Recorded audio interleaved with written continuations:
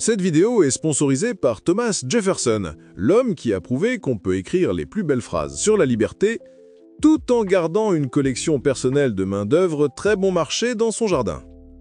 Ah, Madagascar, l'île-continent où le vaudeville politique ne prend jamais de vacances.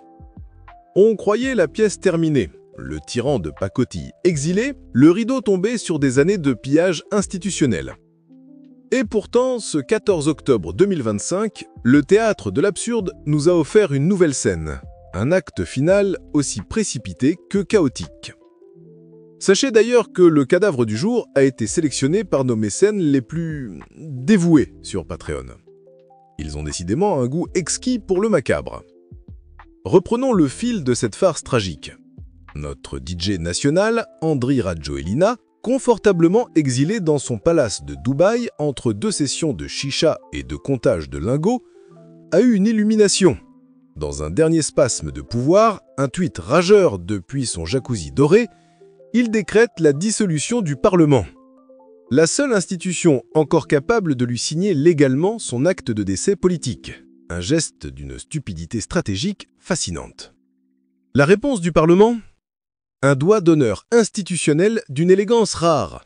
En substance, les caprices d'un fugitif en short à 8000 km d'ici, on s'en tamponne l'hémicycle. Et hop, motion d'empêchement enclenchée. Pendant que ce ping-pong juridique se jouait, d'autres acteurs, bien moins virtuels, entraient en scène. La Sénète, le comité d'assainissement prioritaire et de sécurisation des actifs tangibles. L'armée, pour les intimes. Ils investissent la place du 13 mai et, face à la vacance totale du pouvoir, annoncent sobrement qu'ils prennent les commandes du navire en perdition. Le vote au Parlement fut qu'une formalité, une mise à mort symbolique. Sur 132 votants, 130 pour l'empêchement, une abstention, un vote blanc. C'est ce qu'on appelle un consensus.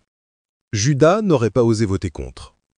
Dans la foulée, le colonel Michael Randrinirina, chef du CAPSAT, gravit les marches du palais d'Ambosiro-Hitre et se déclare chef d'un gouvernement de transition. Rideau ? Pas si vite. Car dans la confusion initiale, le CAPSAT avait annoncé un grand nettoyage de printemps, un plan radical que l'on pourrait nommer le PUNESI, le programme d'urgence de nettoyage et d'éradication des scories institutionnelles. Dans le viseur, le Sénat, une maison de retraite dorée pour politiciens séniles. La CENI, la commission électorale dont la présidente développait une passion suspecte pour l'immobilier dubaïote après chaque scrutin. Et surtout la HCC, la Haute Cour constitutionnelle, ce parterre de juristes qui avait validé la candidature d'un citoyen français à la présidence malgache. Un chef-d'œuvre de contorsion juridique. Mais les parlementaires, soudainement lucides, ont dû souffler à l'oreille des militaires « Doucement avec le PUNESI, les gars. On a besoin de ces clowns corrompus une dernière fois pour respecter la chorégraphie légale qui permet d'éjecter proprement le fuyard. » Et ça a marché. En fin de journée, la HCC, la queue entre les jambes, valide la vacance du pouvoir, un euphémisme délicieux pour « le président est en train de se faire dorer les fesses avec l'argent du peuple » et officialise la prise de pouvoir du CAPSAT. Alors oui, la joie était palpable dans les rues, une immense catharsis collective. 16 ans de ce régime et enfin le furoncle a percé. Le peuple savoure. Mais la gueule de bois post-révolutionnaire est toujours la plus amère. Une transition de 2 ans, une nouvelle constitution pour remplacer le copier-coller infâme de la constitution française de 2010, des promesses, des promesses. On compare déjà cette transition à celle d'Ibrahim Traoré au Burkina Faso. Peut-être, ou peut-être pas. L'histoire a un sens de l'ironie assez cruel. Le 14 octobre 1958, Madagascar proclamait sa première république au sein de la communauté française, une fausse indépendance. La date est un symbole, mais les symboles ne nourrissent pas leur homme, car le plus dur ne fait que commencer. Il va falloir passer des années à réparer une carcasse de pays cannibalisé par une incompétence crasse et une kleptocratie décomplexée. Et n'oublions jamais une chose, Rajoelina et sa horde de charognards ne savent rien faire d'autre que piller. L'idée de gagner sa vie honnêtement leur est aussi étrangère que la physique quantique à une huître.